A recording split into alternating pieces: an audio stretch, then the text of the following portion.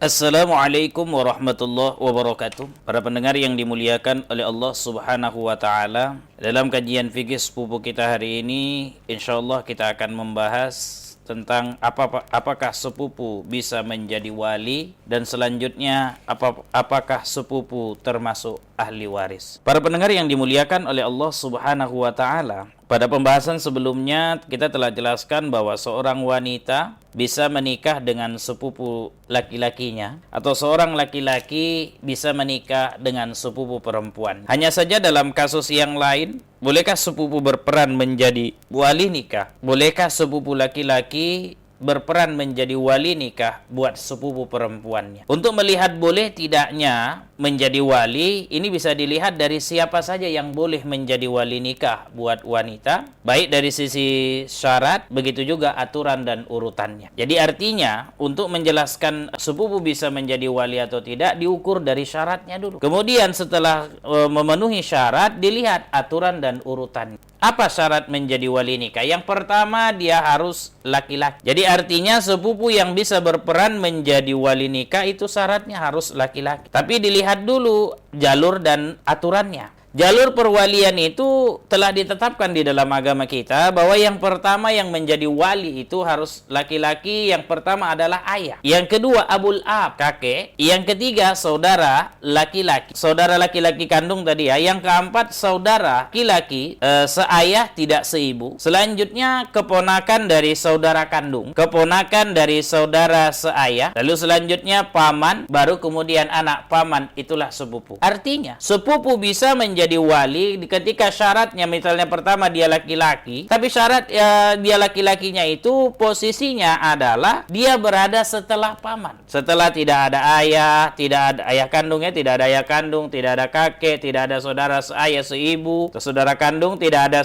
saudara seayah tidak seibu, tidak ada keponakan dari saudara kandung, tidak ada keponakan dari saudara seayah, tidak ada paman, itu saudara laki-laki ayah maksudnya, maka barulah sepupu boleh menjadi wali nikah. Ini dari pihak laki-laki ya. Nah, pihak perempuan atau kerabat dari jalur perempuan semuanya tidak bisa menjadi wali. Jadi yang menjadi wali adalah dari pihak laki-laki. Dari pihak laki-laki itu yang bisa menjadi wali. Maka dari sini kita dapat memahami bahwa sepupu laki-laki bisa menjadi wali buat sepupu wanitanya jika dia merupakan sepupu dari jalur ayah, anak paman dari saudara laki-laki ayah, bukan sepupu dari jalur ibu. Yang kedua, syarat menjadi wali harus kesamaan agama, ittifaquddin. Maka antara, kalau sepupu jadi wali, maka antara agama sepupu dengan wanita yang bakal dijadikannya, ya wanita yang menjadikannya wali, itu harus sama. Jadi sepupu dengan wanita tersebut, mempelai wanita ya, harus sama agamanya, sama-sama beragama Islam. Begitu juga kalau yang satu non muslim, maka yang satu lagi harus non muslim. Tidak boleh juga misalnya wanitanya, oleh wanitanya itu non muslim, yang laki-laki menjadi walinya itu muslim, tidak bisa, tidak boleh dalam agama kita. Nah, dalilnya adalah, dalil keharaman itu adalah surah An-Nisa ayat 144. Ya ayyuhalladzina amanu la tattakhizul kafirina awliya'a min dunil mu'min. Hai orang-orang yang beriman, janganlah kalian mengambil orang-orang kafir menjadi wali dengan meninggalkan orang-orang mukmin. Nah, termasuk kategori orang kafir itu adalah orang yang tidak percaya kepada Allah Subhanahu wa taala. Ateis. Jadi kalau dia ateis, maka tidak bisa dia menjadi wali. Sepupu boleh menjadi wali ketika dia memenuhi syarat. Syarat pertama tadi laki-laki. Yang kedua, laki-laki pun dia lihat urutannya, setelah tidak ada semuanya, sampai tidak ada paman, baru dia boleh. Kemudian yang kedua syaratnya adalah dia harus beragama yang sama dengan wanita yang memintanya menjadi wali. Yang ketiga adalah berakal. Artinya sepupu itu bukan orang yang gila. Ya, kenapa? Karena ini ittifaq ulama ya, karena orang gila tidak boleh menjadi wali. Orang tidak berakal tidak boleh menjadi wali. Ini ittifaq ulama. Ini bisa dilihat di dalam Al-Mawsu' Al-Fiqhiyah Al-Kuwaitiyah jilid 45 halaman 141. Kemudian selanjutnya baligh. Yang keempat, selain dia laki-laki, kemudian dia sama agamanya, kemudian dia berakal, selanjutnya dia harus orang yang baligh. Kalau anak-anak tidak bisa. Syarat wali menjadi syarat sepupu menjadi wali, dia harus harus orang yang sudah balik. Hal ini mengacu kepada sabda Nabi, Rufi'al qalamu an salas, anin naim hatta yastayqiza, anis sabi hatta yakbura, wa anil majnuni hatta ya'qila au yufid. Diangkat pena, artinya tidak dikenakan kewajiban pada 3 orang, kata Rasulullah. Orang yang tidur hingga dia bangun, anak kecil hingga dia dewasa, dan orang gila hingga kembali akalnya. Hadis riwayat Imam An-Nasai. Nah, ini jadi pemahamannya dibalik. Jadi ketika dia menjadi sudah balik, maka bisalah dia menjadi wali. Artinya sepupu bisa menjadi wali saat dia sudah balik. Kemudian yang kelima, merdeka. Ya tentu tidak di bawah pengaruh orang lain.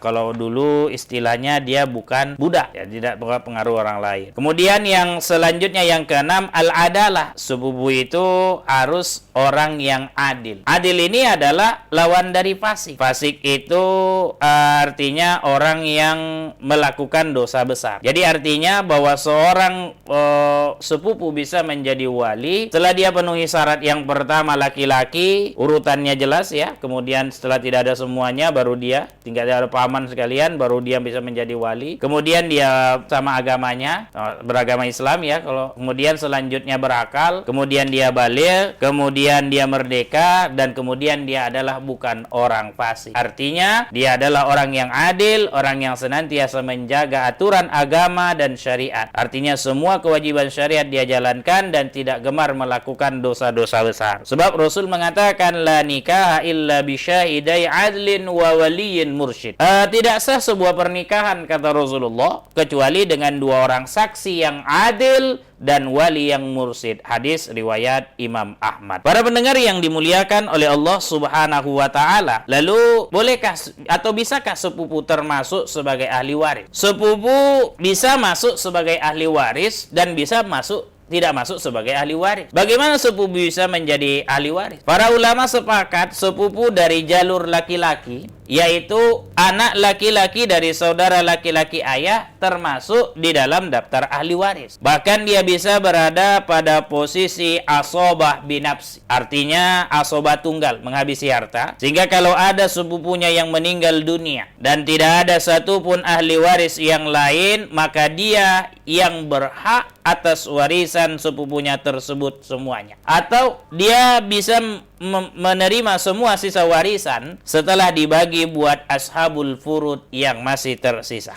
Ini cerita ashabul furud kalau kita lihat di dalam Al-Quran, ada 1/2, ada 1/4, 1/8, 1/3, 2/3, dan 1/6. Mudah-mudahan di lain waktu kita bisa membahas tentang fikih warisan ini. Baik, syarat sepupu menjadi ahli waris. Ini juga harus kita tahu. Syarat sepupu menjadi ahli waris yang dalam bahasa Arabnya itu adalah ibnul am. Kalau mayat ini syaratnya ya, kalau mayat yang meninggal itu tidak memiliki ahli waris yang lebih dekat, yaitu tidak ada ayah, tidak ada kakek, tidak ada anak laki-laki, tidak ada cucu laki-laki, tidak ada saudara laki-laki kandung, tidak ada saudara laki-laki seayah, tidak ada keponakan laki-laki dari saudara laki-laki kandung, tidak ada keponakan dari saudara laki-laki seayah, tidak ada paman kandung, tidak ada paman seayah. Maka kalau semua ini tidak ada, maka dia menjadi ahli waris. Nah, selama yang disebutkan tadi atau salah satunya ada, maka sepupu laki-laki dari saudara laki-laki ayah bukan termasuk ahli waris yang mendapatkan warisan dari sepupunya, karena terhijab atau terhalang oleh ahli waris yang lebih dekat. Ini sama seperti urutan wali tadi. Kalau masih ada ayah, nggak bisa sepupu menjadi wali. Kalau masih ada saudara kandung, tidak bisa sepupu menjadi wali. Begitu juga dalam hal mendapatkan warisan. Selama masih ada tadi orang yang kita sebutkan, maka dia tidak bisa menjadi ahli waris. Nah, ini dijelaskan dalam kitab Al-Mawsu'ah Al-Fiqhiyah Al-Kuwaitiyah, jilid 30, halaman 334. Nah, sepupu juga bukan ahli waris, bisa tidak tergolong sebagai ahli waris. Jadi ini kapan itu sepupu tidak bisa tergolong ahli waris? Yaitu sepupu wanita dari jalur wanita, ini tidak termasuk ahli waris. Maka sepupu dari ibu atau anak laki-laki atau perempuan dari saudara ibu juga bukan termasuk ahli waris. Hanya saja mereka termasuk ke dalam daftar zawil arham menurut sebagian ulama, yaitu mereka boleh diberikan sebagian warisan dengan kerahiman atau jalur hibah.